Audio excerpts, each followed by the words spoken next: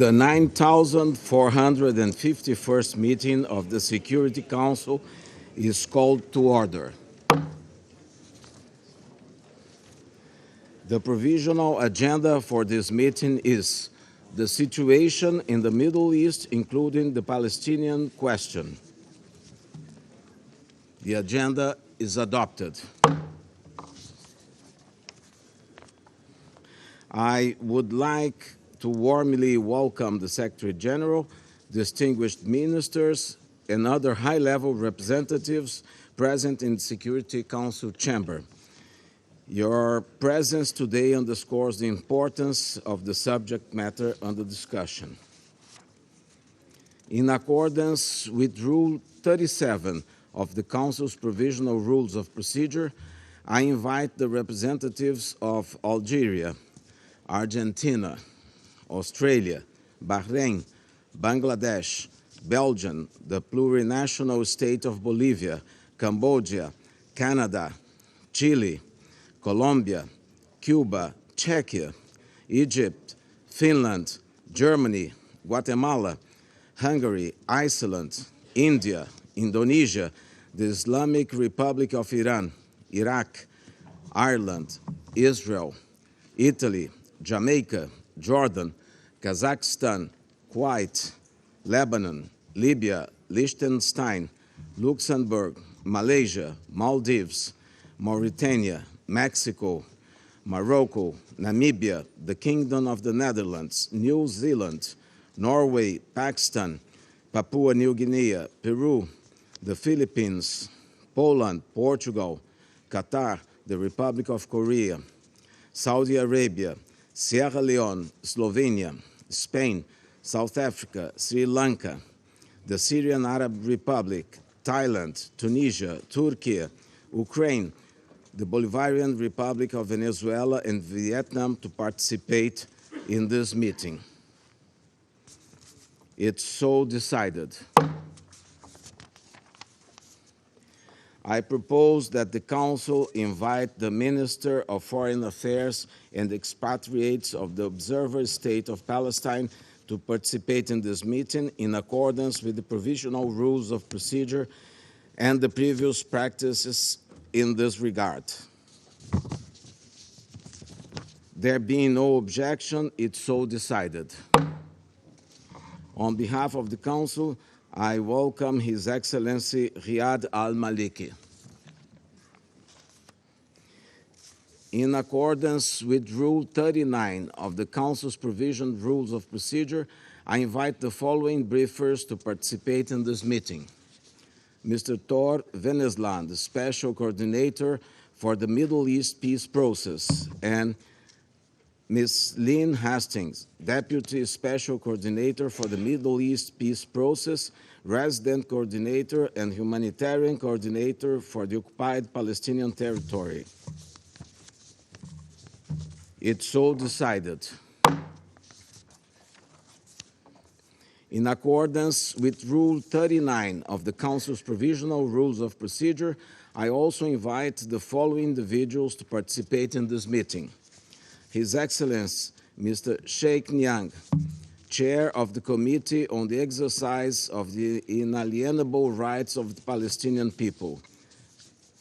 His Excellency, Mr. Olaf Skog, Head of the Delegation of the European Union to the United Nations. And His Excellency, Mr. Ahmed Abul-Gait, Secretary General of the League of Arab States.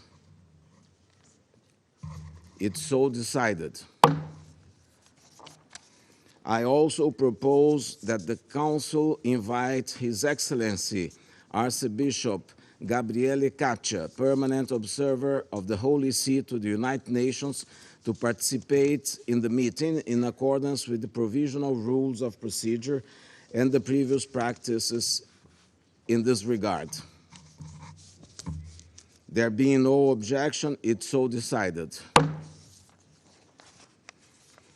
The Security Council will now begin its consideration of item 2 of the agenda. I now give the floor to the Secretary General, His Excellency Antonio Guterres. Mr. President, with your permission, I would make a small introduction and then ask my colleagues to brief the Security Council on the situation on the ground. Excellencies, the situation in the Middle East is growing more dire by the hour. The war in Gaza is raging and risks spiraling throughout the region. Divisions are splintering societies, tensions threaten to boil over. At a crucial moment like this, it is vital to be clear on principles, starting with the fundamental principle of respecting and protecting civilians. I have condemned unequivocally the horrifying and unprecedented 7 October acts of terror by Hamas in Israel. Nothing can justify the deliberate killing, injuring, and kidnapping of civilians or the launching of rockets against civilian targets. All hostages must be treated humanely and released immediately and without conditions. And I respectfully note the presence among us of members of their families. Excellencies, it is important to also recognize the attacks by Hamas did not happen in a vacuum.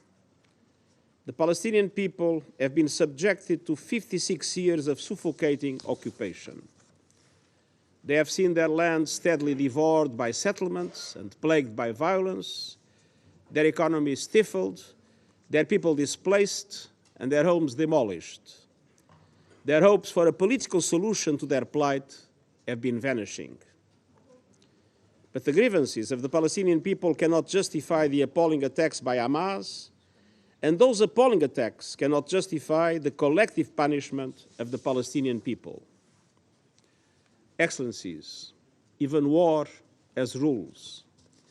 We must demand that all parties uphold and respect their obligations under international humanitarian law, take constant care in the conduct of military operations to spare civilians, and respect and protect hospitals, and respect the inviolability of UN facilities, which today are sheltering more than 600,000 Palestinians. The relentless bombardment of Gaza by Israeli forces, the level of civilian casualties, and the wholesale destruction of neighborhoods continue to mount and are deeply alarming.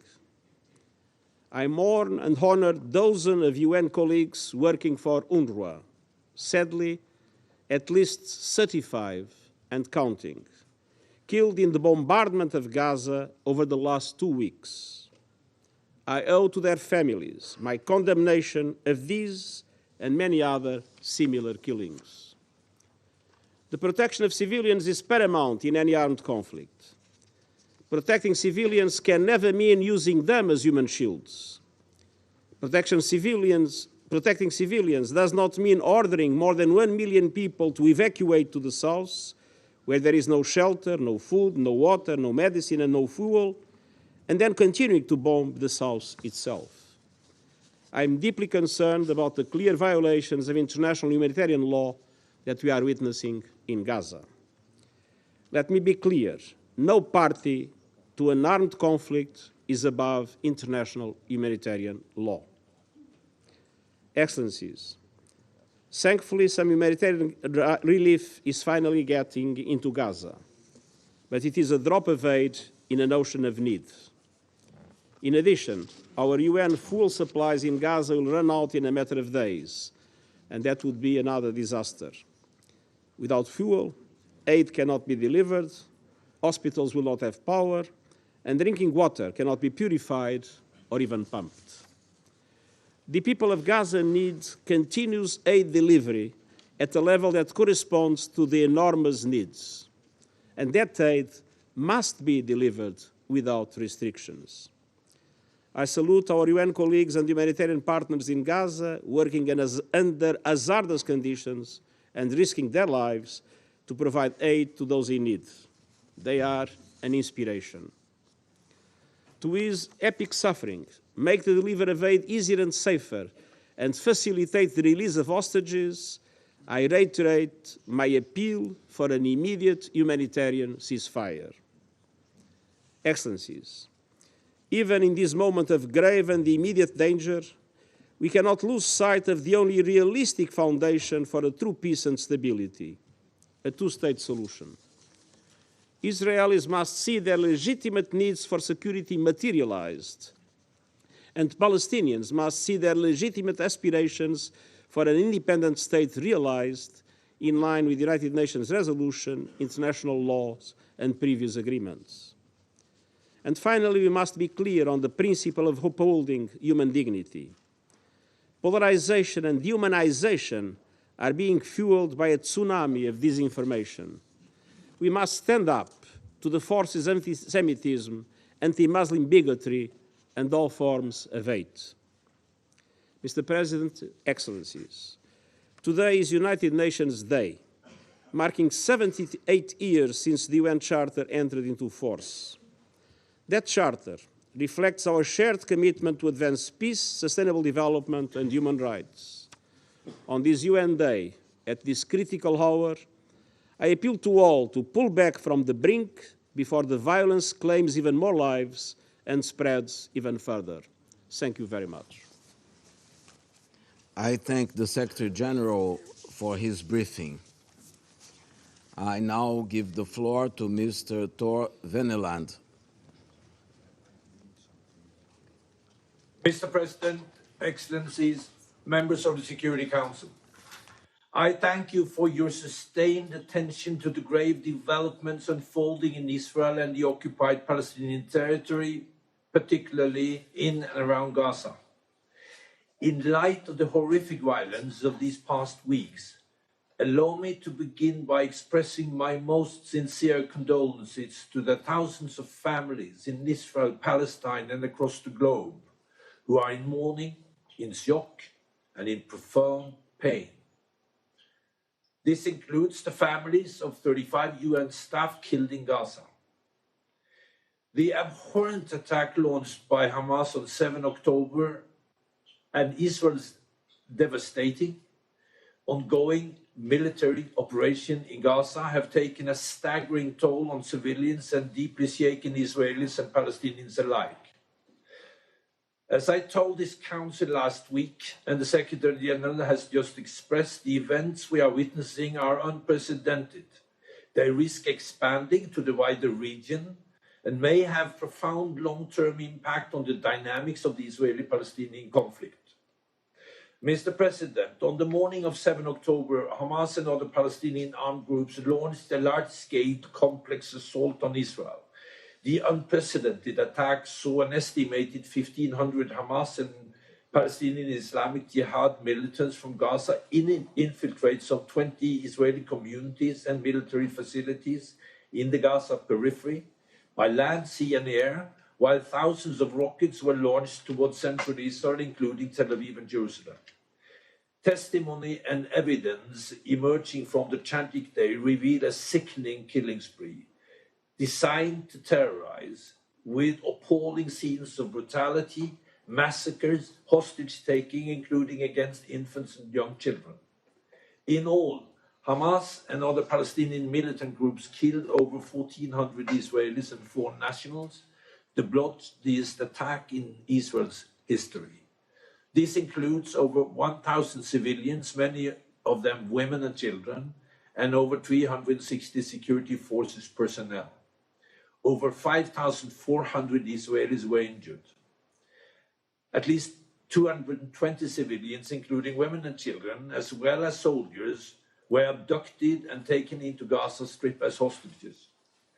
While not confirmed, Hamas has said that 22 hostages were killed by Israeli strikes.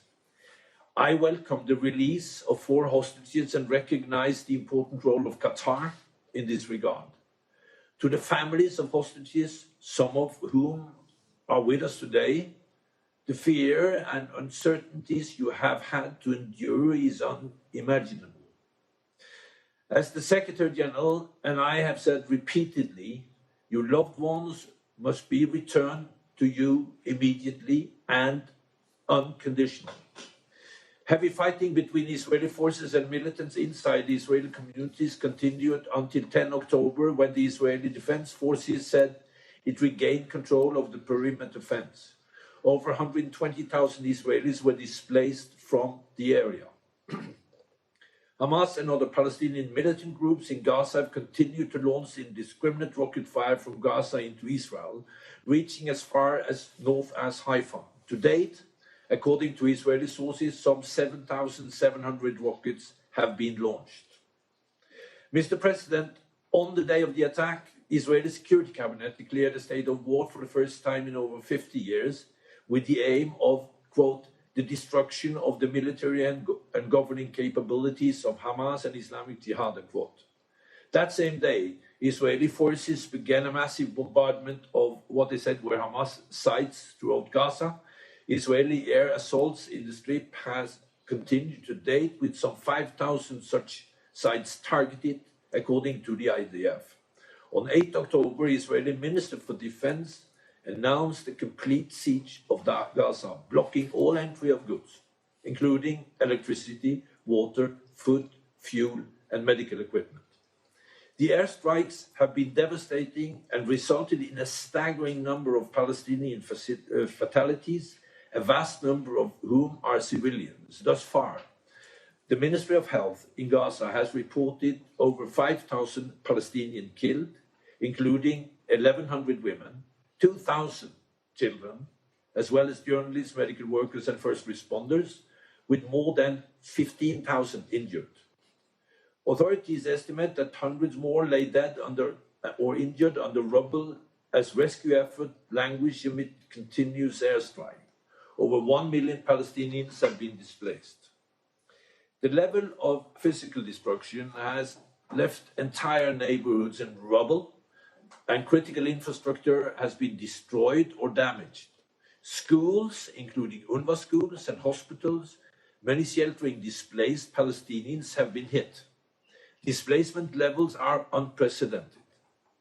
Compounding the destruction from airstrikes, the humanitarian impact has been immense. In this regard, I welcome Egypt's facilitation to open Rafah border crossing on 21 October and reiterate the humanitarian assistance needs to flow safely and continuously into the Strip. I echo the Secretary General's appeal for an immediate humanitarian ceasefire. Lynn Hastings, the humanitarian coordinator in the OPT, will report in full on the humanitarian situation on behalf of the Under-Secretary General for Humanitarian Affairs and Emergency Relief Coordinator, Martin Griffiths. Mr. President, the risk of significant further deterioration in the situation of the occupied West Bank or spillover of the conflict in the region remain significant. Violence in the occupied West Bank, including East Jerusalem, already at worrying level, has increased since the outbreak of the war. Israeli authorities have imposed widespread movement restriction and conducted extensive arrests. High number of daily clashes and armed exchanges between Palestinians and Israeli security forces and settlers have been recorded, as well as settler-related violence and Palestinian attacks against the Israelis. Since 7 October, 93 Palestinians, including 27 children, have been killed by ISF or settlers, and 1 Israeli security personnel was killed in an armed exchange. Large demonstrations in solidarity with the Gaza population took place in cities across the West Bank, with some leading to confrontation with Palestinian security forces. Meanwhile, across the blue line and amid heightened rhetoric and actors on the ground, there have been daily intermittent but intense exchanges of fire since 8 October. Hezbollah, Hamas, and Palestinian Islamic Jihad have launched rockets and anti-tank missiles towards Israel, while IDF responded with artillery fire and airstrikes, leading to casualties on both sides. On 13 and 20 October, 2 journalists were killed. Palestinian militants from Lebanon have also made several infiltration attempts, the most significant on 9 October. Over 80,000 Israelis have been evacuated from homes, and some 20,000 Lebanese have been displaced. On the Golan, the Israeli Defense Forces responded on 10 October with artillery and mortar shells towards what they said were a number of launches from Syria towards Israel. Syrian state media reported Israeli air attacks on 12 and 22 October, targeting the international airports of Damascus and Aleppo, and on 14 October, Aleppo International Airport.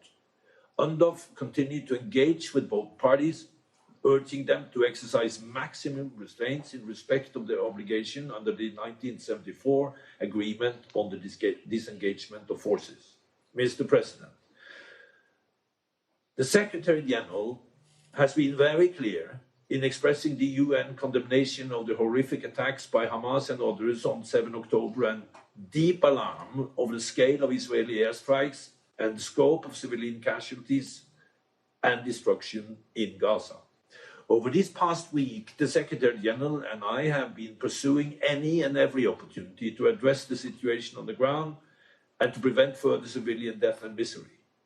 It is critical that we, as a united international community, employ all our collective efforts to end the bloodletting and prevent the further expansion of hostilities, including in the region. The stakes are astronomically high, and I appeal for all relevant actors to act responsibly. Any miscalculation could have immeasurable consequences. In this regard, I welcome Egypt's convening of the Cairo Peace Summit on 21 October and the efforts of the state in the region and beyond to address the unfolding humanitarian catastrophe before us and to pave the way for unlocking a real and serious peace process. Mr. President, these devastating events are not divorced from the broader context of the occupied Palestinian territory, Israel, and the region, where dynamics are deeply intertwined. The unresolved conflict and continued occupation shape the reality of every Israeli and every Palestinian. For 15 years, the Palestinian population have been living under militant rule and a strict closure regime as the Palestinian divide hardened. For a generation, hope has been lost, and despair has prevailed for those who see prospect for a more peaceful future pulling still further away. Only a political solution will move us forward. The steps we take to address these crises must be implemented in a way that ultimately advances a negotiated peace and fulfills the legitimate national aspiration of Palestinians and Israelis, the long-held vision of two states in line with UN resolution, international law, and previous agreements. Thank you. I thank Mr. Venesland for his briefing, and I now give the floor to Mrs. Lynn Hastings.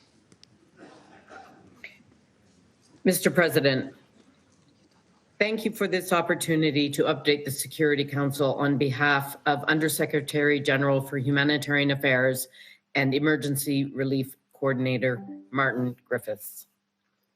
At the outset, I want to welcome the release of 2 hostages on Saturday and another 2 yesterday. We are grateful to the Arab Republic of Egypt and the Emir of Qatar for mediating their release, and to the International Committee of Red Cross for facilitating. However, the more than 200 hostages still being held must be released without condition or any further delay. We welcome all diplomatic efforts to secure their release and demand that, in the interim, they be treated humanely and be allowed to receive visits from the ICRC. As intense airstrikes continue to rain down on Gaza, and as indiscriminate rockets fly into Israel, death, injury, destruction, and displacement are mounting. On the Israeli side, the fatality toll is more than 3 times the cumulative number of Israelis killed since OCHA began recording casualties in 2005. In Gaza, the reported Palestinian fatality toll of the past 17 days is more than double the total number of fatalities of the entire 2014, a war which lasted 50 days. Women and children comprise some 62% of these victims. The number of those who are internally displaced has swelled to 1.4 million.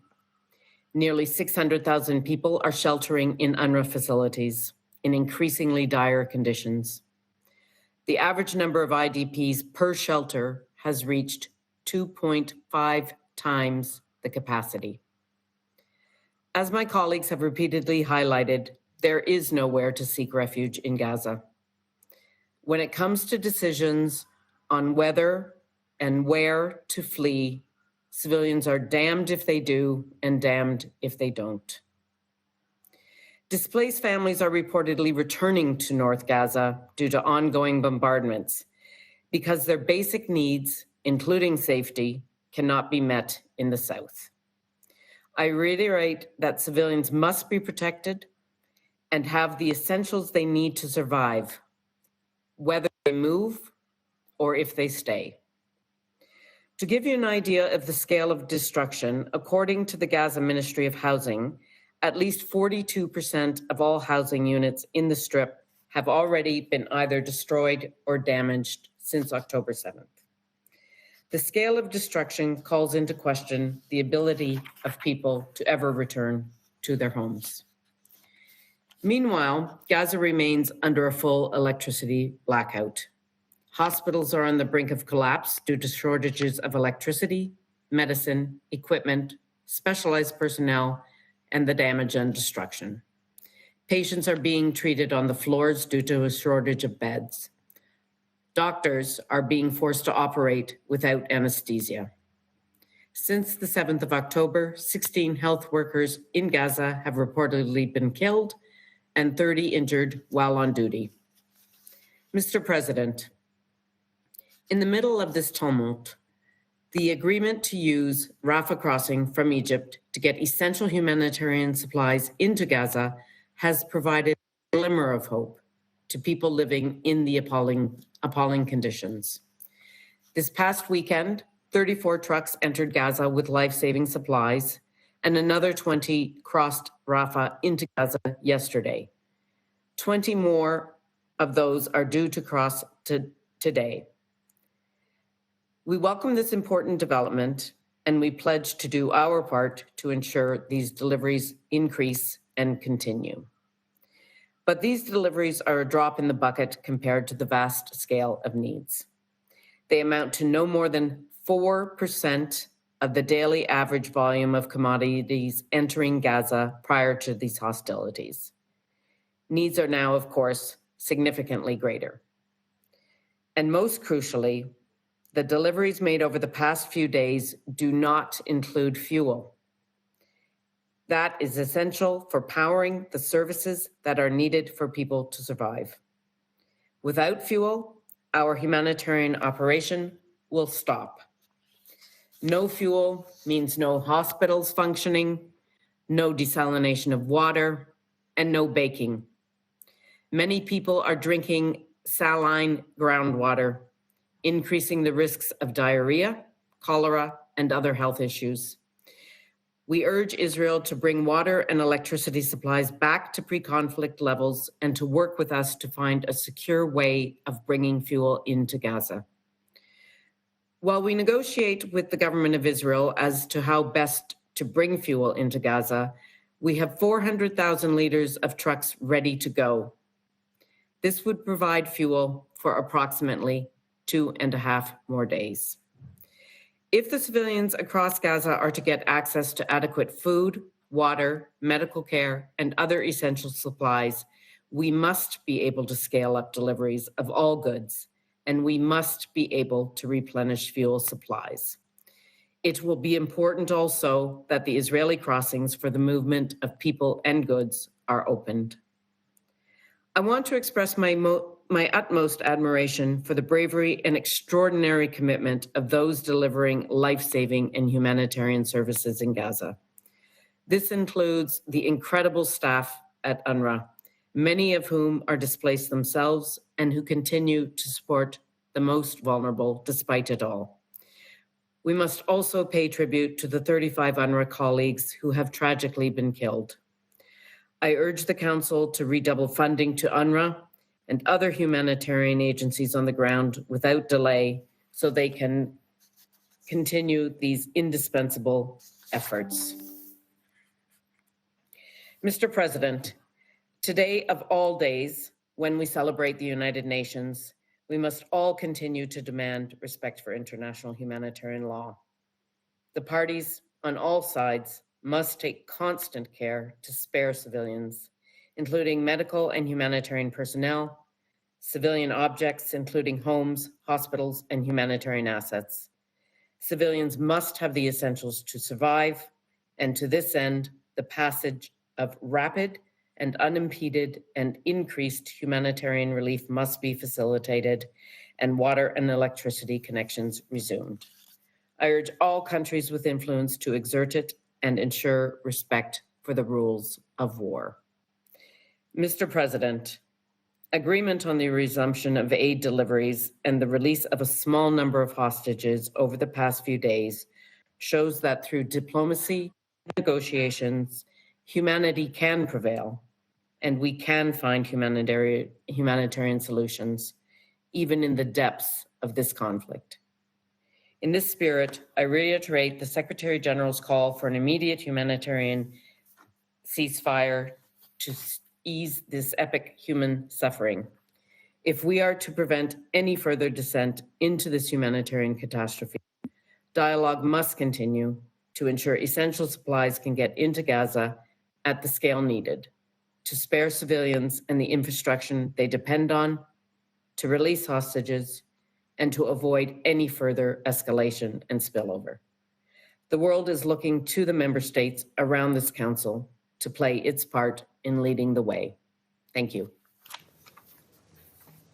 I thank Mrs. Lynn Hastings for her briefing, and I now give the floor to His Excellency Mr. Riyad Al-Maliki, Minister of Foreign Affairs and Expatriates of the Observer State of Palestine.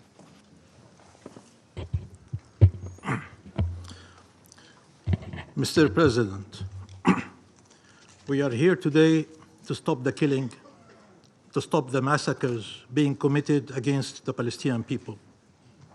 The ongoing massacres being deliberately and systematically and savagely perpetrated by Israel, the occupying power, against the Palestinian civilian population under its illegal occupation must be stopped.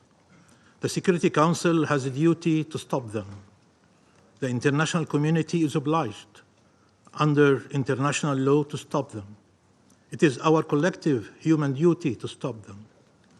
Now, continued failure at this Council is inexcusable. Mr. President, we express appreciation to Brazil for convening this session of the Security Council and elevating its participation in light of the gravity of the situation we are facing.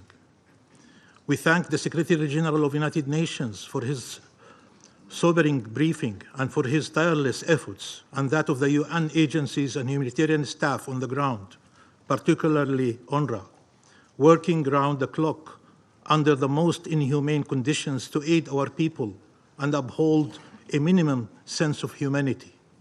We mourn with them the senseless killing of UNRWA staff and other humanitarian workers, including doctors, nurses, and paramedics, who were directly targeted by this ongoing barbarous aggression. They are heroic champions of humanity at a time of abject depravity.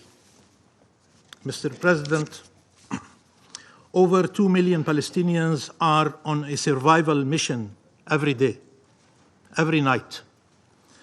By the time representatives are done delivering their speeches today, 150 Palestinians will have been killed, including 60 children. In the last 2 weeks, over 5,700 Palestinians have been killed, including over 2,300 children and 1,300 women. Compared to the population of Gaza, that is the equivalent of 145,000 British citizens or 700,000 US citizens.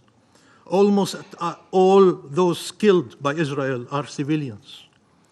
Over 1 million displaced, 170,000 housing units destroyed. Excellencies, only international law and peace are worthy of your country's unconditional support. More injustice and more killing will not make Israel safer. No amount of weapons, no alliance will bring to it security. Only peace will. Peace with Palestine and its people. The fate of the Palestinian people cannot continue to be dispossession, displacement, denial of rights, and death. Our freedom is the condition of shared peace and security. You have all spoken of the Palestinian people's legitimate grievances, addressing them, of their legitimate aspirations, help achieving them, of their right to self-determination, support its realization. For those actively engaged to avoid an even greater humanitarian catastrophe and regional spillover, it must be clear that this can only be achieved by putting an immediate end to the Israeli war launched against the Palestinian people in the Gaza Strip. Stop the bloodshed. There is no amount of humanitarian aid that can address the situation if more death, destruction, and devastation are imposed on our people in Gaza. There is no way to contain underlying tensions in our region if that reality does not change. There are so many fronts open for war and none for peace. Some of my colleagues spoke to me about the pain and anger of the bereaved families. Every family in Gaza is a bereaved family. No one is spared. No one is safe. Where is the solidarity with them? Where is the empathy towards them? Where is the outrage for their killing? If these expressions are genuine, they cannot be accompanied by excuses for the killer and reasons for him to continue the killing. We should be on the same side, all of us who believe in justice and in peace, in the rule of international law, in the value and sanctity of human life. We should stand shoulder to shoulder in these moments. But that is only possible if everyone recognizes the value of Palestinian life, the need to uphold Palestinian rights. This is only possible if you offer unconditional support to the rule of international law and the objective of peace, not to those breaching the former and destroying the latter. Sooner or later, you will have to admit that the interests of your countries and those of this Israeli government are not aligned, but rather opposed. The sooner you recognize it, the more lives can be saved, the more chance we have to walk back from the abyss. It may be hard to imagine in these circumstances a different reality. The effort and energy it would take, the difficult choices it implies, the political cost it carries, the changes to policies it entails. But as we said repeatedly, it is worth it because of the alternative, the one we are living in right now, the one the Palestinian people have been experiencing for decades. There is a reality where no Palestinians and no Israelis are killed, where all enjoy equal measures of freedom, peace, and security.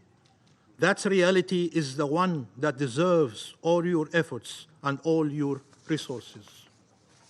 Invest in peace, not war. Support justice, not vengeance. Stand for freedom, not justify continued subjugation and occupation. Billions of people from all faiths and all origins care about the fate of the Palestinian people. They measure against it all the statements and positions of your countries. They consider it the ultimate test for the values one proclaims and the norms we all enacted. In Gaza, under the rebels lies over 1,000 Palestinians and all the values and all the norms. Under the bombs, 2 million Palestinians and all the values and all the norms. Abandoning the Palestinian people is betraying those values and norms. You either rescue the international law-based order or leave it to die there. We thank all those who have taken an equivocal position and offered support, starting with the countries of our region, who understand more than any other the implications of the continued inhumane and barbaric attacks against our people, but also countries across the globe. Peoples in your streets, the moral voices of this world, please listen to them. You have families, and some of you evoked them when Israelis were killed. How you could not but think of your loved ones and what pain and suffering you would feel if they had endured a similar fate. I am therefore convinced you cannot be numb to a reality where all the people you love, your parents, grandparents, siblings, children, grandchildren, aunts, uncles, and cousins, and in-laws are all in danger of imminent death, or worse, have all been killed in one strike, in one instant. That is happening repeatedly. Can you feel their pain? Can you imagine the day after for them, for that child who is the only survival for his entire family? Can you then imagine how we feel when anyone claims this is for the better?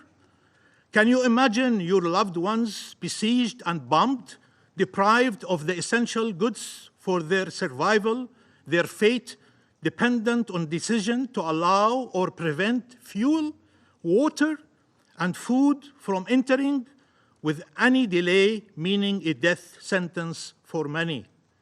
Families should be reunited in life, not in death. If you say you are for international law, international humanitarian law, and for protection of civilians, then nothing can justify what Israel is doing. This is targeting of civilians, or at best inhumane, unlawful, indiscriminate attacks. This is collective punishment. Once you remove the principles of humanity and distinction from the laws of war, nothing remains. These are crimes and should be treated as such. What Israel is doing is consistent with its belief that we are subhumans, or human animals, as they put it. But surely you don't share that belief. You do not believe our lives are less worthy, less sacred, more expendable. So imagine what you would do if bombs were falling on Israel, killing civilians by the thousands, and then ask, why is this any different? Israel has killed thousands of Palestinians over the years, and yet no one suggested that entitled us to start killing Israeli civilians, neither under a right to defend ourselves, to protect our own, or to resist. Your message was always clear. Nothing can justify killing Israeli civilians. Well, nothing justifies killing Palestinian civilians. Nothing. I will turn right now to speak in Arabic, please.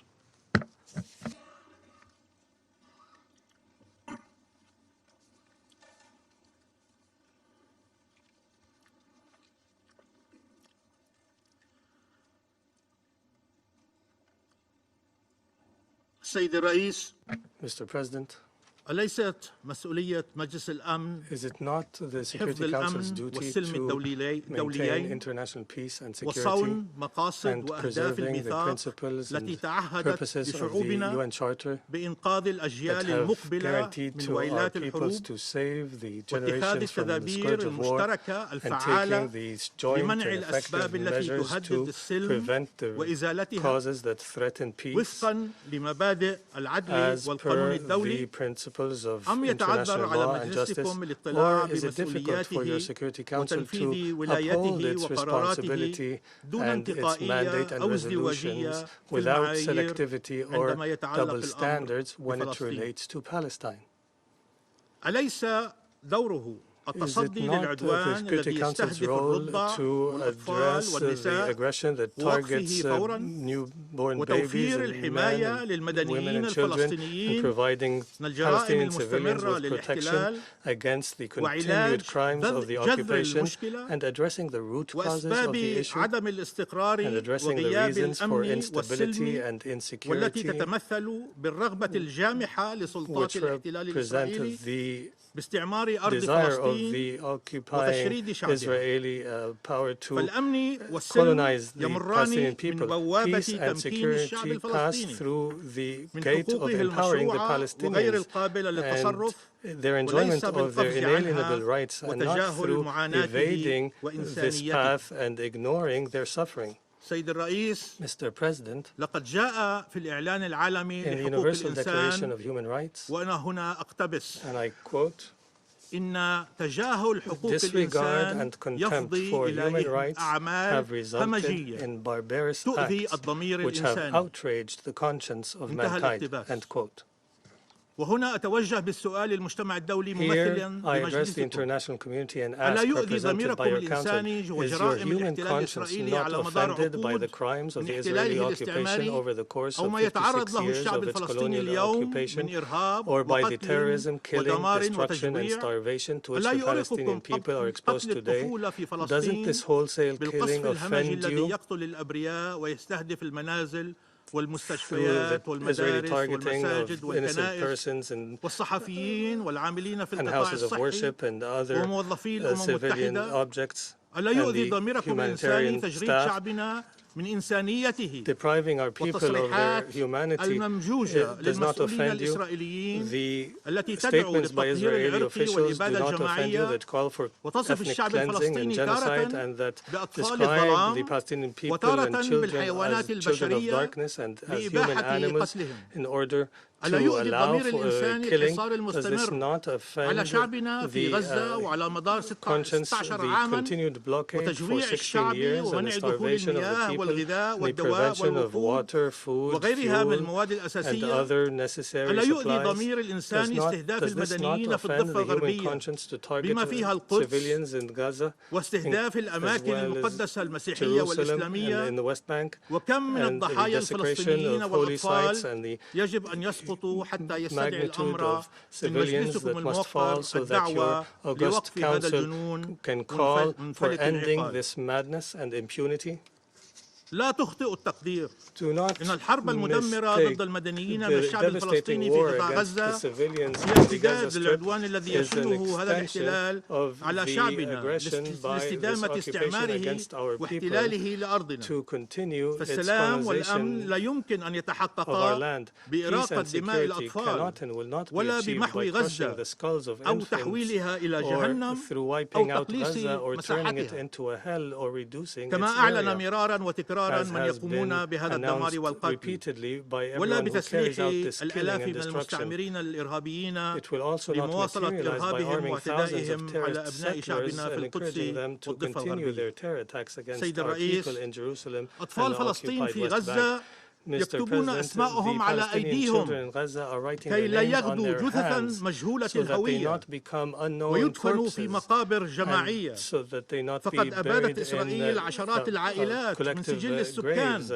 في عمل انتقامي ضد الأطفال والنساء والمدنيين، وهذا ما اتفق العالم على منع حدوثه، وسعت مقاصد الميثاق إلى حظره وقمعه، وجاء القانون الدولي لمنعه.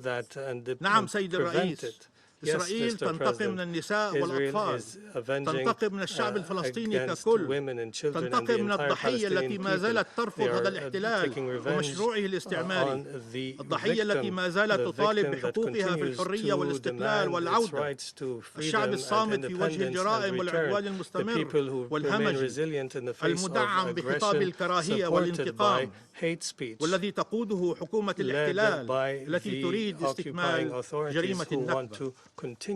وكما قال شاعرنا الكبير محمود درويش، نحن الضحية التي جربت كل أنواع القتل حتى أحدث الأسلحة، لكننا الأعجوبة التي لا تموت ولا تستطيع أن تموت. انتهى الاقتباس. End quote. لقد وقف العالم شاهدا على ما تقوم به إسرائيل من كل أنواع القتل والدمار والاعتقال والتهجير ضد الشعب الفلسطيني، وتعايش مع جرائمها وإفلاتها من العقاب بدلا من البحث عن حل جذري للاحتلال ووجوده على أرض دولة فلسطين.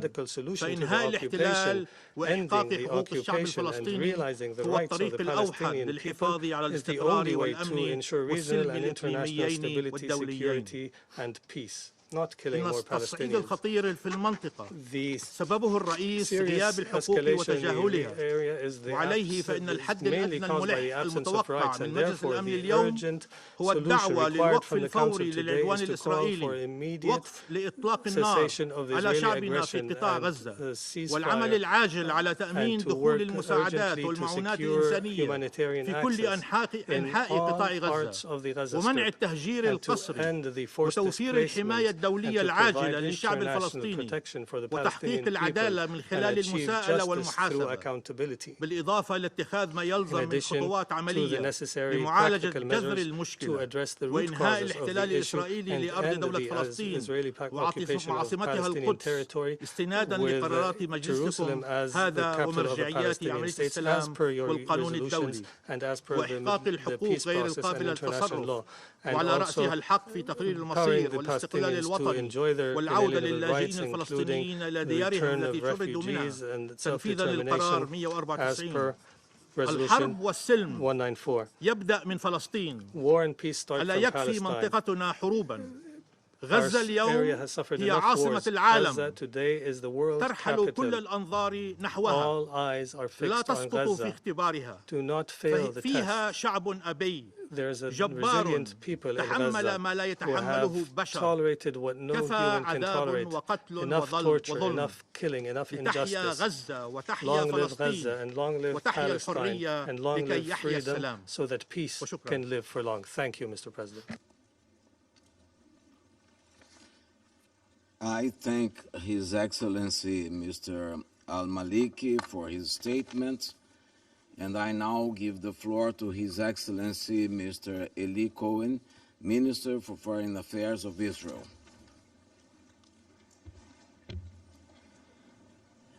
Mr. President, Minister of Foreign Affairs, members of the Security Council, as we meet here today, young babies, children are held in Gaza. This is beyond imagination, a living nightmare. Ofri, 10 years old, Avigail, 3 years old, Maya, 17 years old, Raz, 4 years old, Aviv, 2 years old, Ariel, 4 years old, Kfir, little Kfir, only 9 months, Yuval, 8 years old, Ofir, 17 years old. There are just a few of the many children and babies that have not seen evil. They have not caused evil, but they are victims of evil. These kids witness horror which cannot be described by words. Mr. Secretary General, in what world do you live? Definitely, this is not our world. Do I want to remember the creation of hell, the shouts of the raiders enjoying the hunt, cries of the wounded begging for life, faces of mothers craved with pain, hiding children, dripping with fear? No, I don't want to remember. But how can I forget? Do I want to remember this world upside down? Families vanish in the midst of the day. The mass grave steaming with vapor of blood. Mothers screaming for children in vain. No, I have to remember and never let you forget. This heart-burning poem was written by Alexander Kimmel, a Holocaust survivor in 1942. 5 years later, the United Nations General Assembly voted in favor of the creation of the Jewish state, the birth of the State of Israel. 75 years ago was a clear statement: never again, never again. Saturday, October 7, will go down in history as nothing less than a brutal massacre. Saturday, October 7, is a wake-up call for the entire free world, a wake-up call against extremism and terror. On that day, over 1,500 terrorists of Hamas and Islamic Jihad infiltrated Israel from the south with a viciousness exceeded even ISIS, killing over 1,400 babies, children, women, and men, and wounded over 4,000. They went from house to house, slaughtering entire families and individuals in the beds, on the streets, on the way to the synagogue, raping women, burned them alive, dancing and chanting on people's bodies. You have not been there. You have not seen the horror or smell it. Let us pause for a moment. Think about many innocent people that just wake up in Saturday morning. So many of them are not yet brought to a final burial. And let's recite the immortal words of the Jewish prayer for the dead, the Kaddish. Itgadal v'yitkadash shmei rabbah. This massacre will go down in history as more brutal than ISIS. Hamas are new Nazis. Hamas are the new Nazis. Just as the civilized world united to defeat the Nazis, just as the civilized world united to defeat ISIS, the civilized world has to stand united behind Israel to defeat Hamas. Let us not be mistaken about Hamas' intention. I'm sure, Secretary General, you can read it. Its charter clearly calls for the destruction and elimination of the State of Israel. This will never be. Over 220 were taken hostage. Among the hostages, children who have seen their parents murdered. Holocaust survivor, elderly in need for care and medicine. We call for immediate, the Red Cross access to all the hostages and their unconditional release. Present in this room, Moran Aloni. 7 members of his family were taken hostage. Moran's sister, Sharon Aloni Konyo, and Danielle Aloni were kidnapped with Sharon's husband, David, and their 3-year-old twins, Emma and Yuli. 3-year-old twin. Right now, while we are sitting here, they are held by the Hamas. Alongside Daniel's 5-year-old daughter, Amelia. Early morning, early Saturday, on the 7th of October, Sharon wrote on her family group chat that there are Hamas terrorists in their home, and they are hiding in the safe room. A few minutes later, she wrote that the terrorists set the house on fire, since if they are not able to enter into the room and to slaughter them, they burn the houses in order they will get out. And they written that they are choking in the safe room. A few minutes later, Moran received a private message from his sister. We are dying. Help us. The family received information that Sharon, Daniel, Emma, Yuli, Emilia, David, and Ariel, David's brother, are held in captive by Hamas terrorists in Gaza. Here with us is another family, Hersh Goldberg Polin, a young man, age 23, one of the beautiful and innocent participants in the music festival. Hersh is seriously injured. On his phone, the last 2 text messages he managed to send to his parents before he was kidnapped to Gaza. I love you. I'm sorry. That's what he wrote to his parents. There are other family here with us today, the family of Itai Chen, Kit and Aviva Segal, Liad Benin, Idan Alexander, Omer Ventura,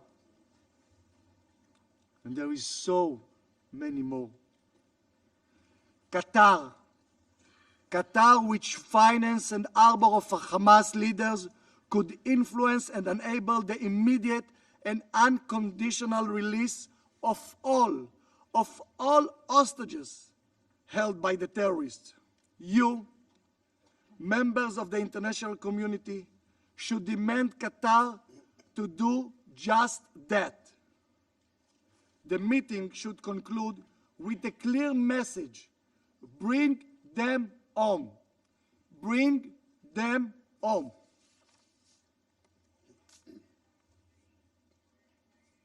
I would like to listen to this recording.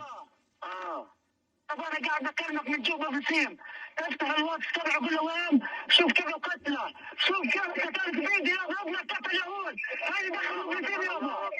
ربنا يحميك يا رب، ربنا يحميك يا رب، ربنا يحميك. قاعد اكلمك من جوال يهودية، قتلته وقتلت جوزها.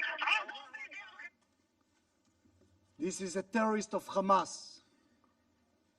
What he said in there in Arabs, he telling to his mother and fathers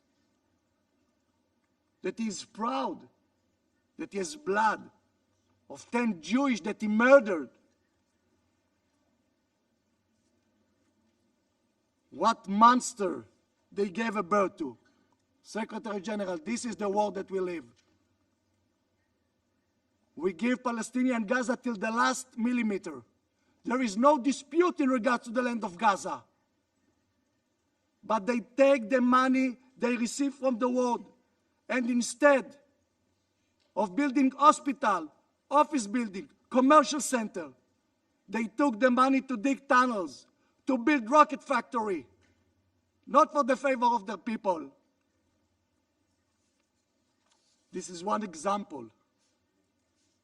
And you see, and you can show all the movie that they film, and they're proud of this. The low lives were not speaking on behalf of Islam, human values, or fight for freedom. They were speaking on behalf of cruelty, malice, and hate. And you should all ask yourself, ladies and gentlemen, who do we face? We, Israel, we don't only have the right to defend ourselves. We have the duty to do so. This is not a right. This is a duty. I want to speak to all of you and to tell you, the West is next. The West is next. The war which was imposed on us, there is no side. This war was imposed on us. Is not only Israel's war. It is the war of the free world. I hear the call for proportionality. I hear the calls, as said Lynn before, for a ceasefire. Tell me, what is a proportionate response for killing of babies? for rape women and burn them, for beheading of a child. How you can agree to a ceasefire with someone who swore to kill and destroy your own existence? How? The proportional response to October 7 massacre is a total destruction to the last one of the Hamas. It is not only Israel's right to destroy Hamas, it's our duty. For Israel, it's a matter of survival. The free world should remember and never forget what happened on October 7th. Today, this barbaric terror hit Israel. Tomorrow, it will be at everyone's doorstep, at everyone's doorstep. These terrorists don't have only Israel destruction in mind. Their dream is the world. Read about it. Exactly like the Nazis. They say it. They are willing to expand. This war was imposed on us. We have not chosen this war, but have no doubt we are going to win it. We are going to win it because this war is for life. This war must be your war as well. As Iran's proxy, Hamas, has three objectives to its barbarous attack: the murder of Jews, the kidnapping of hostages, and derailing the expansion of peace, stability, and normalization in our region. United will and purpose like never before. Israel must now act in an unprecedented way to ensure Hamas objectives will never be met. Will never be met. This is the end, the 18th day since the beginning of this war. Through the last 18 days, our citizens were under heavily missile and rocket fire from Gaza, and not only from Gaza. There is a clear attempt on escalating and provoking a war on our northern border, whereas Iran proxy Hezbollah is targeting our cities.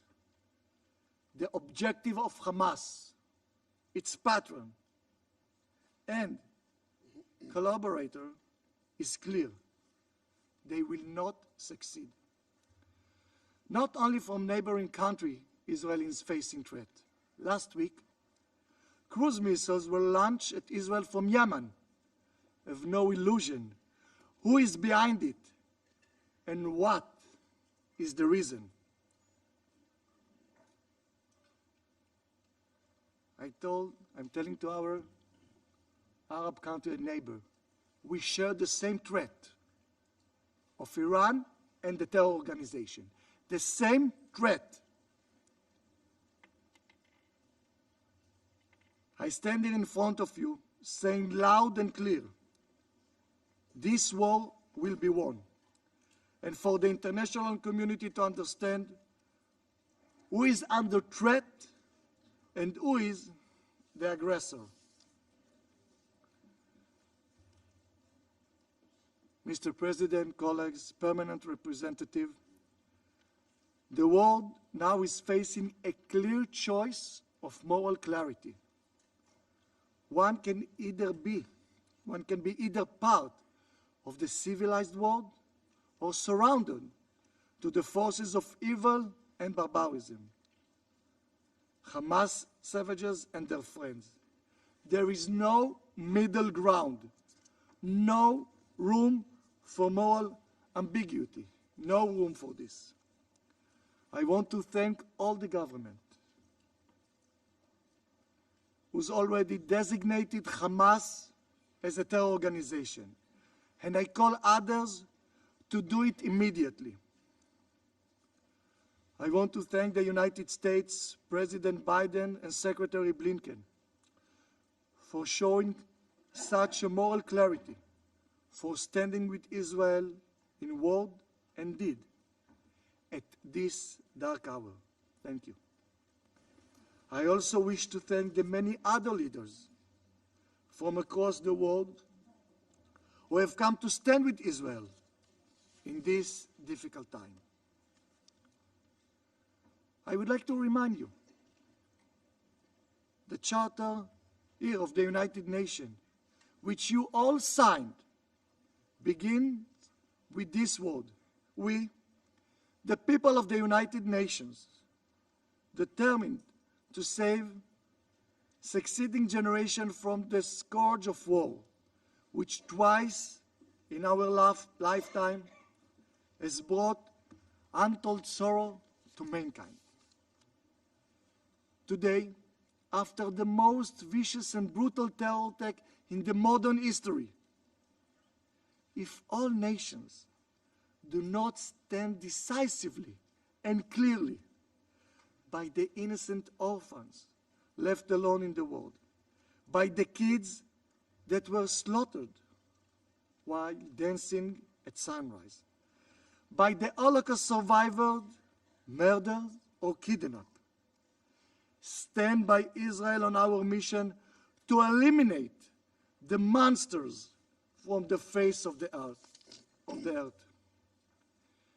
If all nations do not stand by the basic value of humanity described in the UN Charter, this will be the darkest hour of United Nations under you, Mr. Secretary. At this place, will have no moral justification to exist. At this difficult time for the people of Israel, we say loudly, we are strong. We will rebuild. We are determined and resolved to achieve our dream, to be a free nation in our land, the land of Zion and Jerusalem. Thank you. I thank His Excellency Mr. Cohen for his statement. I shall now make a statement in my capacity as the Minister for Foreign Affairs of Brazil. I thank the Secretary General, Antonio Guterres, the Special Coordinator for Middle East Peace Process, Mr. Thor Vennesland, and Deputy Special Coordinator Resident and Humanitarian Coordinator for the Occupied Palestinian Territories, Mrs. Lim Hastings, for their briefings. We are witnessing unprecedented levels of violence in the region. Since October 7th, more than 5,000 lives have been lost on both sides, and more than 1 million people have fled their homes in the Gaza Strip. Allow me to quote President Lula on his appeal to reason. Hamas must release Israeli children who were abducted from their families. Israel must cease bombing so that Palestinian children and their mothers can leave the Gaza Strip across the border with Egypt. There needs to be a minimum of humanity in the insanity of war. End of quote. What President Lula is underscoring is that we are dealing with both a hostage and a humanitarian crisis. The acts of terrorism carried out against civilians in Israel resulted in over 1,000 victims and the abduction of hundreds of innocent people, including children and the elderly. 3 Brazilian citizens have been confirmed dead, victims of Hamas attacks. As we deeply mourn their passing, we cannot condone acts of terrorism. Violence only breeds further violence. I want to make an appeal, therefore, for the immediate and unconditional release of all civilian hostages in safety, in particular of women and children. Acts of terrorism are heinous and criminal, and international law is clear on the ways to address it. The Security Council has created a significant body of counterterrorism norms. When counterterrorism efforts disregard basic norms and principles, including on the use of force, they reinforce rather than counter the narratives of terrorist groups. Hence, as an effective strategy to address the terrorist threats, it's imperative to ensure full respect for human rights, humanitarian law, and refugee law. Children must always be treated primarily as victims in a manner consistent with their rights, dignity, and needs. The escalating violence in Gaza is also unacceptable. So is the demolition of civilian infrastructure, which resulted in the destruction of 42% of civilian housing. We cannot tolerate the loss of over 2,000 Palestinian children. As the occupying power, Israel has a legal and moral obligation to protect the local population under international humanitarian law. The recent events in Gaza are particularly concerning, including the so-called evacuation order, which is leading to unprecedented levels of misery for innocent people. The number of trucks with humanitarian aid that cross the Rafah border is utterly insufficient to meet the basic needs of the local population. The entire territory continues without power supply, impacting the work of health personnel. Hospitals are operating beyond full capacity. Access to drinkable water has been impeded, and many are resorting to improper sources of water. Civilians must be respected and protected at all times and everywhere. All parties must strictly abide by their obligations under international humanitarian law. And I highlight in this respect the fundamental principles of distinction, proportionality, humanity, necessity, and precaution, which must guide and inform all actions and military operations. Distinguished delegates, we must not lose sight of the root causes of this conflict: oppression, social and economic inequalities, recurring violations of human rights. 2023 marks 75 years since the beginning of the Israel-Palestine conflict. It is disheartening to see the lack of progress in the peace process between Palestinians and Israelis. The stalemate in the peace process has been fueling an unsettling rise in violence. Even before the crisis in Gaza, 2023 was already the year with the highest death toll since 2005.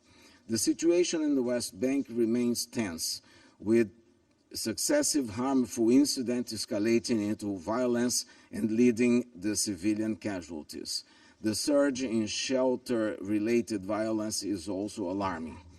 Achieving peace requires strict adherence to international law, as well as working towards realizing the two-state solution. As clearly stated by this Council, the continued occupation of the West Bank is unlawful and undermines the prospects for peace. Israel must stop all settlements activities in the occupied Palestinian territories, including East Jerusalem. The difference of treatment towards settlers and locals is unacceptable. The current and projected expansion all but erases the viability of a future Palestinian state and engenders violence and hatred. We also underscore the importance of preserving the historic status quo at the holy sites in Jerusalem and acknowledge the significance of the Hashemite custody. Brazil urges all parties to exercise maximum restraint and abstain from provocations, including the use of extremist rhetoric. Intra-Palestinian reconciliation is also pivotal. We acknowledge the meetings in Egypt focused on exploring reconciliation efforts among Palestinian factions. We encourage the continuation of diplomatic engagements to regional peace processes. Brazil praises UNRWA's invaluable humanitarian work for one of the world's most vulnerable refugee populations, the Palestinians, and we mourn UNRWA's brave workers who lost their lives in the line of duty since the beginning of current hostilities. Our commitment to UNRWA is reflected in our availability to hold the vice chairmanship and the chairmanship of the agency's advisory commission from July 2024 and July 2025, respectively. Distinguished delegates, the broader Middle East has long been entangled in a web of conflicts. These conflicts lead to immeasurable suffering, grief, loss, hardship, and worst of all, hopelessness. They also severely destabilize the region. Now we see the very concrete risk of the crisis in Gaza spilling over to other parts of the region. Amid all these daunting challenges, diplomacy and dialogue remain as our most powerful assets. The maritime dispute between Israel and Lebanon has been peacefully settled through negotiations. Similarly, the recent rapprochement between Saudi Arabia and Iran underscores the potential of good faith engagement. The establishment of diplomatic relations between Israel and Arab countries also show the willingness to engage and cooperate. Such endeavors bring hope on peace in the region. The League of Arab States plays a vital role in this context by working tirelessly to mediate and foster dialogue between conflicting parties. Distinguished delegates, the Council has a crucial responsibility in the immediate response to the unfolding hostage and humanitarian crisis. Much of the reputation of the United Nations depends on its approach to the ongoing crisis. Since 2016, the Council has not been able to pass a resolution on the situation in the region. Obstructive strategies have been impeding the crucial decision on international peace and security be taken. As a result, the situation in the Middle East is by far one of the most thwarted issues in the Security Council. This Council must be up to the challenge before us. We will likely be tried and found guilty by future generations for our inaction and complacency. We must find ways to unlock multilateral action. Focusing on disagreements will not lead us to the direction of much-needed solution to the unfolding dire human crisis. The Security Council should not shy away from its responsibility of calling for the liberation of the innocent people abducted from their families, as well as for their safety, well-being, and humane treatment. This is a broad political call for the opening of urgently needed humanitarian corridors. A decision on the humanitarian aspects of the current crisis is within a hand's reach of the Council members, on condition that we refrain from politicization of the already complex situation on the ground. Brazil will continue to promote dialogue among members and action on the part of the Councils through the opening of possible avenues of negotiation. In this spirit, President Lula instructed me to attend the Cairo Peace Summit the past Saturday with an unequivocal message to add Brazil's voice to all those who are urging calm, restraint, and peace in the region. Despite the various positions of the member states there represented, consensus was possible on four major aspects as follows: the end of violence, the implementation of ceasefire, the establishment of humanitarian corridors, and the full endorsement of the two-state solution.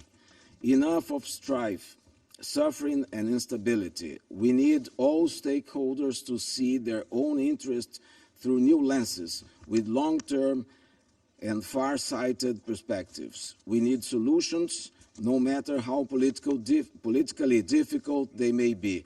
A peace and prosperous Middle East is to the benefit of all of us. Thank you. I shall now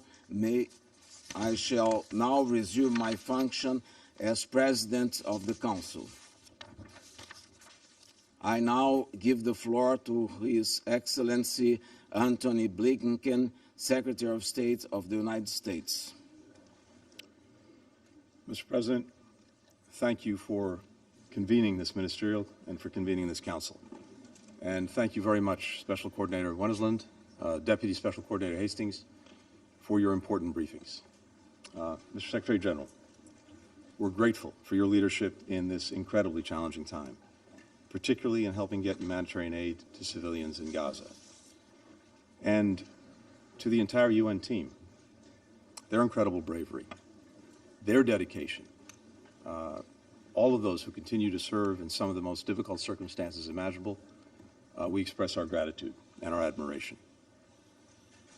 I'm here today because the United States believes that the United Nations, and this Council in particular, has a crucial role to play in addressing this crisis. Indeed, we put forward a resolution that sets out practical steps that we can take together toward that end.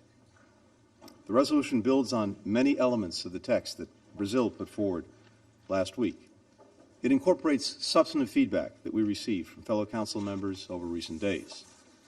It also draws heavily on the views that I heard firsthand from partners across the region after Hamas's appalling attack on October 7th, views that the United States shares. First, we all recognize the right and indeed the imperative of states to defend themselves against terrorism.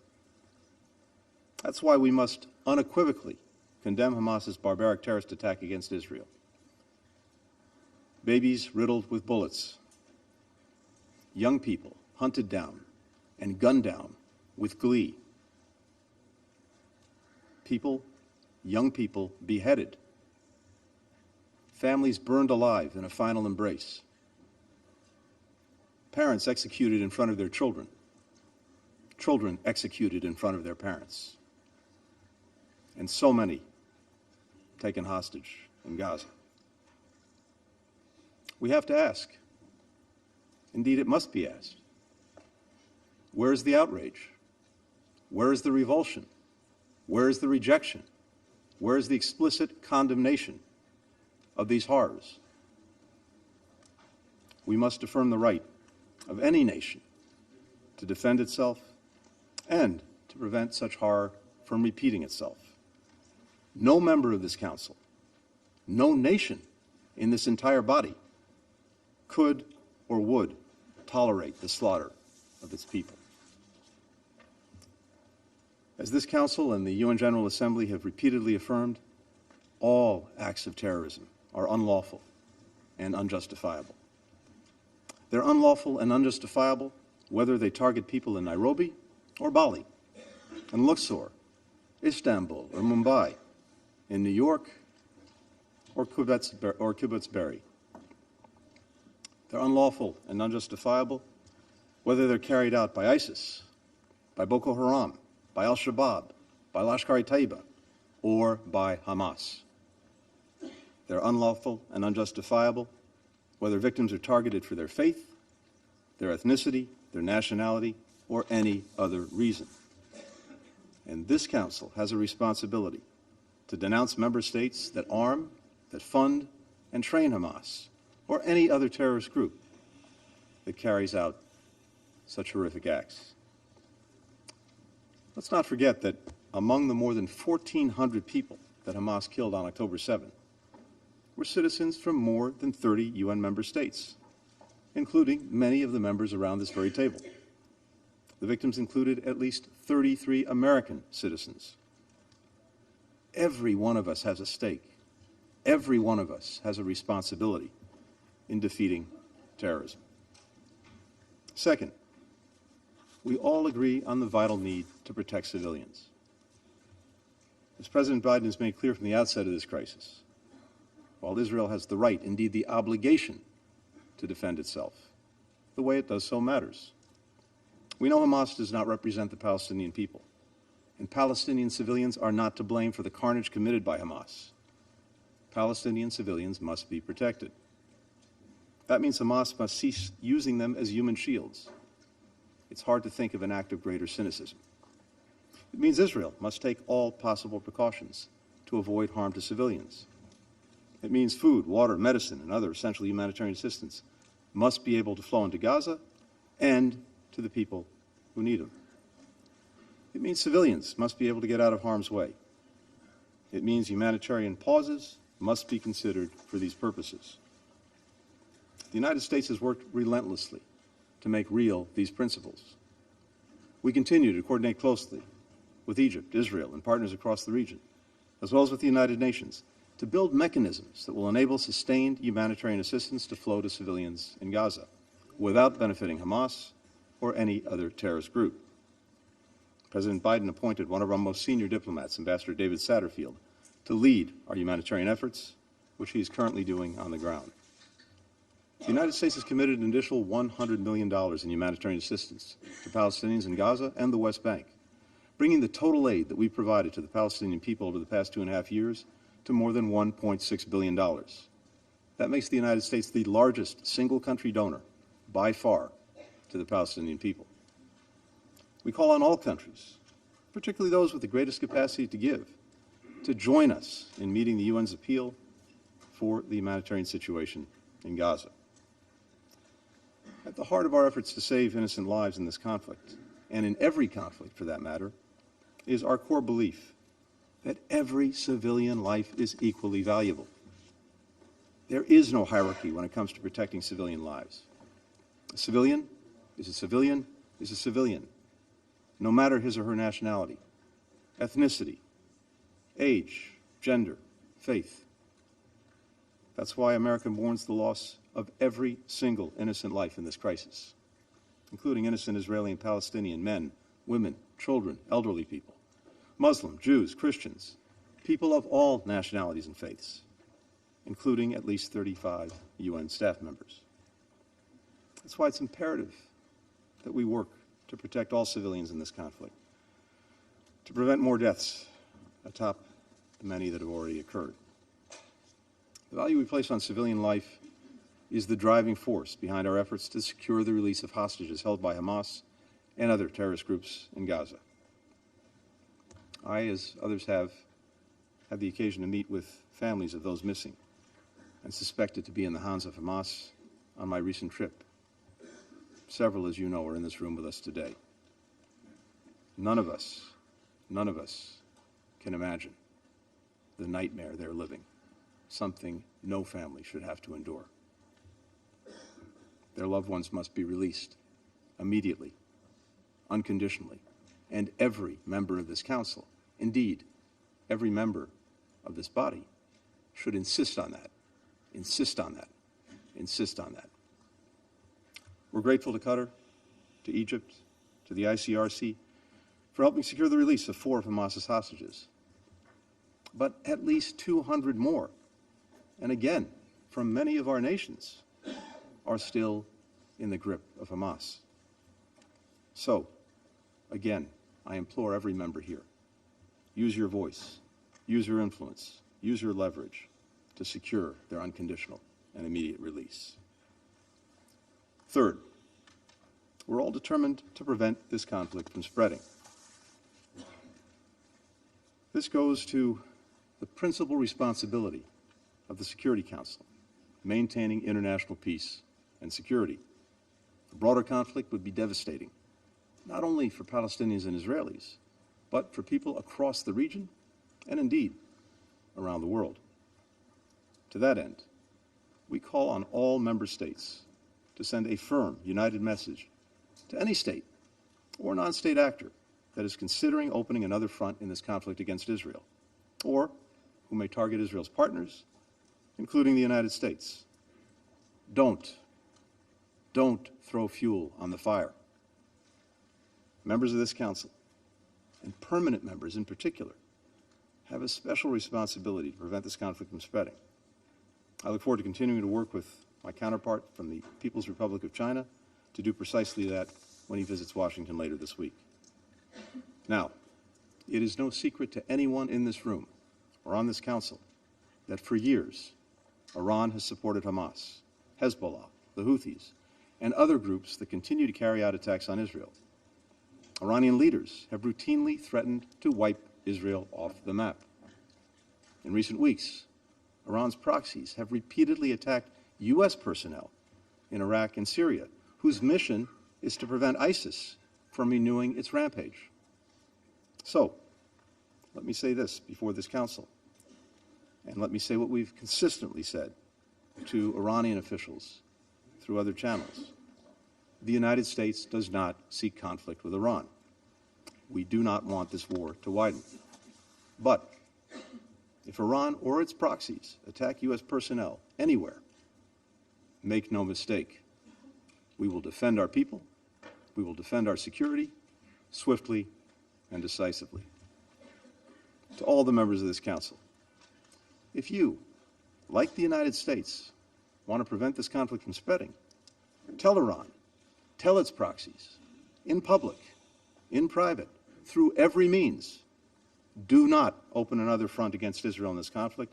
Do not attack Israel's partners. And we urge members to go a step further. Make clear that if Iran or its proxies widen this conflict and put more civilians at risk, you will hold them accountable. Act as if the security and stability of the entire region and beyond is on the line, because it is. Fourth and finally, even as we address this immediate crisis, we all agree that we must redouble our collective efforts to build an enduring political solution to the conflict between Israelis and Palestinians. The only road to lasting peace and security in the region, the only way to break out of this horrific cycle of violence, is through two states for two peoples. As President Biden has underscored from day one, Palestinians deserve equal measures of security, of freedom, of justice, of opportunity, of dignity. And Palestinians have a right to self-determination and a status of their own. Now, we have no illusions about how hard it will be to achieve a two-state solution. But as President Biden has said, we cannot give up on peace. Indeed, it's precisely in the darkest moments, like this one, that we have to fight the hardest to preserve an alternative path, to show people making it real, improving their lives in tangible ways is possible. Indeed, it's necessary. We've heard many countries express support in recent weeks for a durable political solution. Our message today is this: help us build that solution.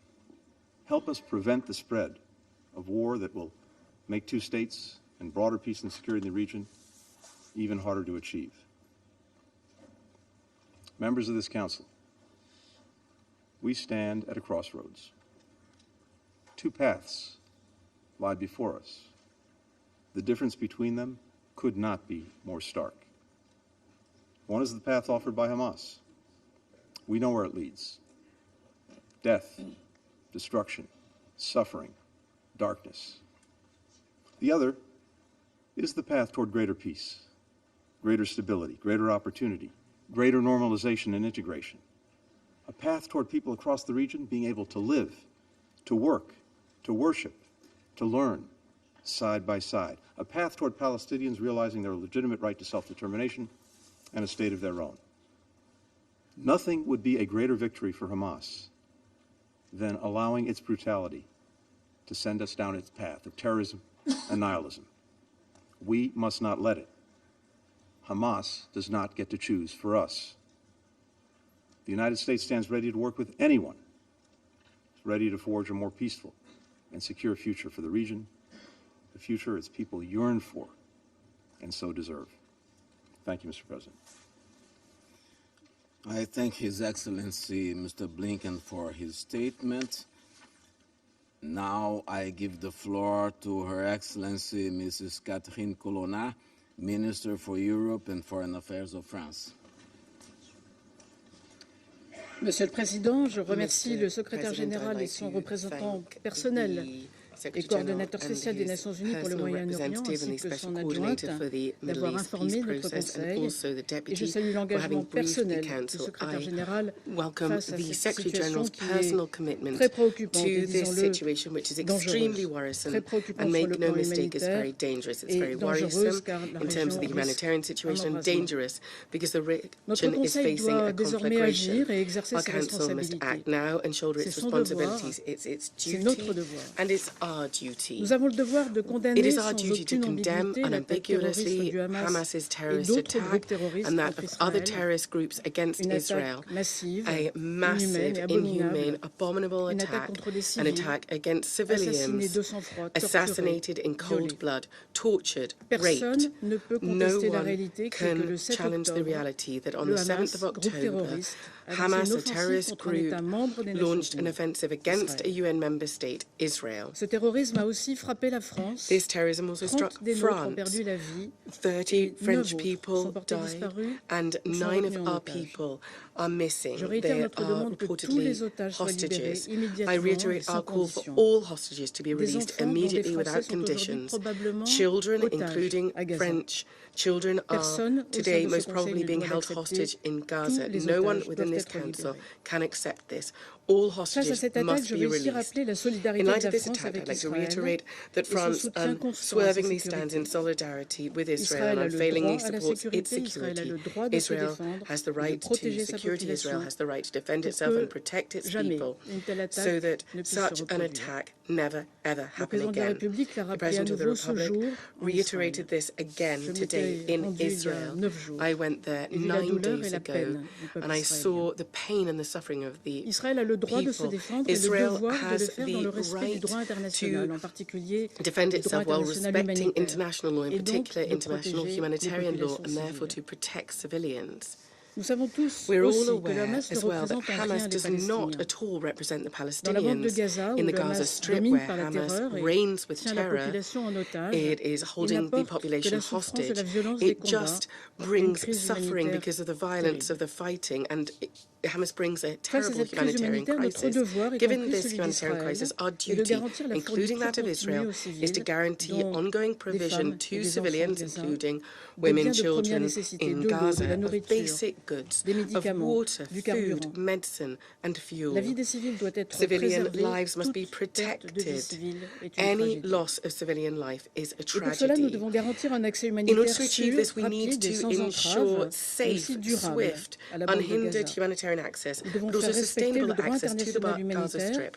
We must also ensure the respect for international humanitarian law and its principles: humanity, neutrality, impartiality, and independence. We must also call for humanitarian causes to be set up, a humanitarian truce that will ultimately lead to a ceasefire. I talked about this on Friday in Cairo during the Summit for the Peace organised by Egypt, and I welcome Egypt's efforts. And also this was reiterated yesterday to the French Parliament. Over the weekend, 2 humanitarian convoys were able to cross the Rafah crossing point, and they need to continue to enter Gaza. The Secretary General said it. The entry of these trucks is a question of life or death for the inhabitants of Gaza. The number of these convoys must increase.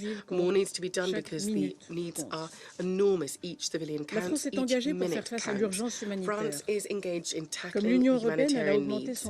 Just like the EU, it has increased its humanitarian assistance to the people. Since the start of the crisis, France has mobilized 20 million additional euros in supplementary humanitarian aid for the population of Gaza through the UN and UNRWA and the WFP, the ICRC and NGOs. I would like to commend them. France has also chartered a special flight with emergency humanitarian aid for the Palestinians to assist efforts conducted by Egypt. That we encourage the sum total of our assistance to the Palestinians will thus in 2023 reach 100 million euros. We therefore have furthermore the duty of preventing a conflagration of the entire region. France has undertaken to stop a spillover. Certain stakeholders need to refrain from benefiting from the current situation. We need to be very blunt here. We caution them against any regional escalation that would drag the region into a downward spiral. A conflagration rather would not benefit either the region nor anyone else. The seriousness of the situation, sir, reminds us and urges us that it is our duty to pave the way for peace once again. We need to act to create the favourable conditions for a lasting political solution that can meet the legitimate aspirations of Palestinians and Israelis to live in peace, not pitted against each other, but alongside each other. The conditions for this lasting peace are well known. The indispensable guarantees to Israel for its security and a state for the Palestinians. The only viable solution is a two-state solution, the two-state solution. This is what France has always defended and will continue to defend. I mentioned this on Saturday in Cairo, and President Macron will say this again today to the Israelis and Palestinians and regional partners. We must do all we can to mobilise in order to achieve this. The Council must mobilise and fully exercise its responsibility. It's high time for this to happen. The president of the country of France wanted to go to Ramallah, and he managed to do so, and he has met with President Abbas right now. We need to do all we can to mobilise in order to find political prospects. This Council needs to fully exercise its responsibility here. It is high time for it unambiguously to condemn the Hamas terrorist attack against Israel, that it calls to respect international law, including humanitarian law, and calls for deliveries to the aid to be delivered to the population in Gaza. This is why France voted in favour of the draft resolution presented by Brazil. I would like to thank Brazil for its efforts, and this is why France will continue to support any Council initiative that is just and based on our common principles. This Council must act, and it must act now. Mr. President, the UN Charter came into force 78 years ago today. We're here to serve it and to serve the cause of peace. Today is a difficult day, and France calls on everyone to shoulder their responsibilities before the Charter and before humankind. Thank you very much. I thank His Excellency Ms. Colonna for her statement. And now I give the floor to His Excellency Mr. Michel Onanga Ndiaye, Minister for Foreign Affairs of Gabon. Thank you, Mr. President. Monsieur le Président, je voudrais d'abord vous remercier d'avoir organisé ce débat public ministériel à un moment où la situation au Moyen-Orient ne cesse de s'aggraver et requiert la plus grande attention de la communauté internationale. Je voudrais saisir cette opportunité pour vous féliciter également pour la présidence de votre pays, le Brésil, en ce mois d'octobre. Je voudrais me féliciter également de la participation à ce débat de Monsieur le Secrétaire général Antonio Guterres et salue ses efforts en faveur du processus de paix au Moyen-Orient. J'ai suivi avec une grande attention les exposés édifiants du coordonnateur spécial, M. Thor Wedeslam, et de la coordonnatrice spéciale adjointe pour le processus de paix au Moyen-Orient, en charge également de la coordination des affaires humanitaires pour le territoire palestinien occupé, Mme Lynn Hastings. Les attaques effroyables du Hamas en Israël le 7 octobre dernier marquent un point nouveau de basculement dans le conflit israélo-palestinien. Le bilan des combats entre Israël et le Hamas s'alourdit chaque jour et de façon vertigineuse, avec des milliers de morts et de blessés, des personnes enlevées, des atrocités commises à l'encontre des femmes, enfants et des personnes âgées. Le Gabon, mon pays, réitère sa ferme condamnation de ces actes de barbarie et exhorte les ravisseurs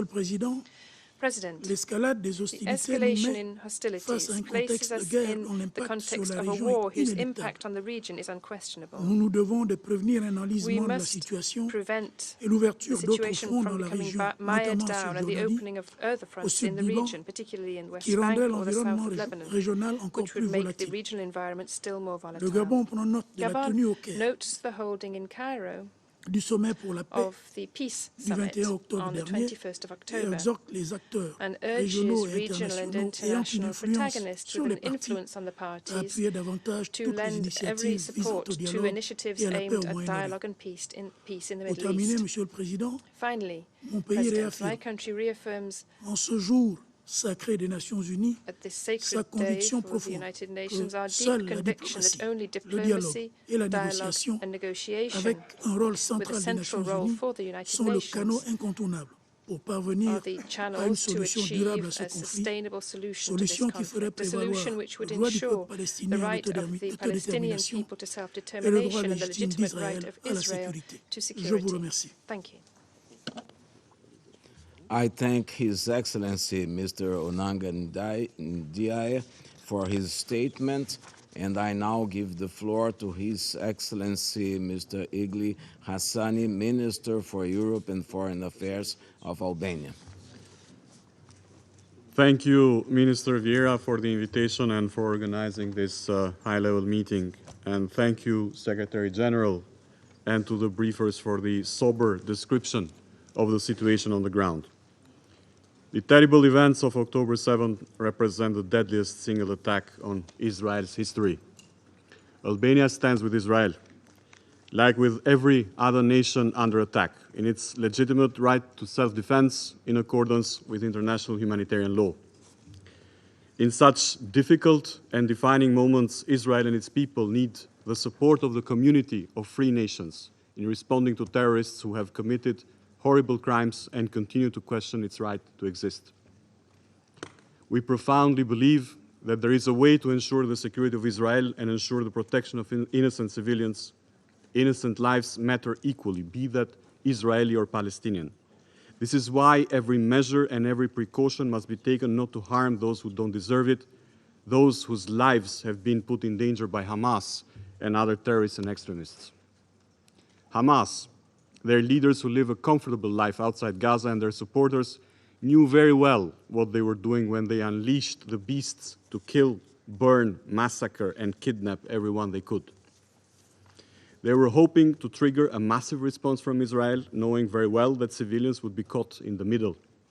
Their hope and their win would be to make the world turn against Israel. But we must not be fooled. There is only one party that is rejoicing with what is happening. It is the country known to sponsor of terrorism in Gaza, in the West Bank, in Yemen, in Lebanon, in Syria, anywhere they can. It is the country that is known for and continues to destabilize the entire Middle East. Mr. President, Albania condemns any justification and glorification of the terrorist attacks. It is crystal clear that the aim of Hamas is not to protect the Palestinians. Their actions do not represent them. Therefore, it is high time for all Palestinians to realize that their fight to self-determination, their dream for statehood. Channel 1. Channel 1. Channel 1. Channel 1. Channel 1. Channel 1. Channel 1. Channel 1. Channel 1. Channel 1.